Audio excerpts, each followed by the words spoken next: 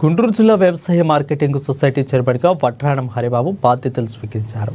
CM Chandrababu Nara Lokesh తనకు అప్పగించిన బాధ్యతలను సమర్థవంతంగా నిర్వహిస్తారని తెలిపారు. సొసైటీ కార్యాలయంలో హరిబాబు చైర్మన్గా బాధ్యతలు తీసుకున్నారు. ఇక రైతు బిడ్డ అయిన తనకు ఈ అవకాశం లభించడం సంతోషంగా ఉందని అన్నారు. రైతులకు ఎరువులు, పురుగు మందులను పండించిన గిట్టుబాటు ధర కల్పించడానికి కృషి చేస్తారని చెప్పారు. తనకి పదవి వచ్చేందుకు సహకరించిన ఉమ్మడి గుంటూరు జిల్లా ఎమ్మెల్యేలకు కృతజ్ఞతలు తెలిపారు.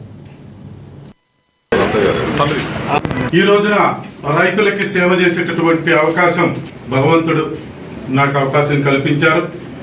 నారా చంద్రబాబు నాయుడు గారి ద్వారా రైతు బిడ్డగా రైతులకి ముందు నుంచి సేవ చేయాలనే నా తపనకి ఈ అవకాశం అనేది నాకు ఇవ్వడం జరిగింది. ఈ యొక్క డిసిఎంఎస్ సంస్థ 1/6/1956 సంవత్సరమున స్థాపించడం జరిగింది. 1964 సంవత్సరంలో చట్టం ఒకటి తయారు చేశారు.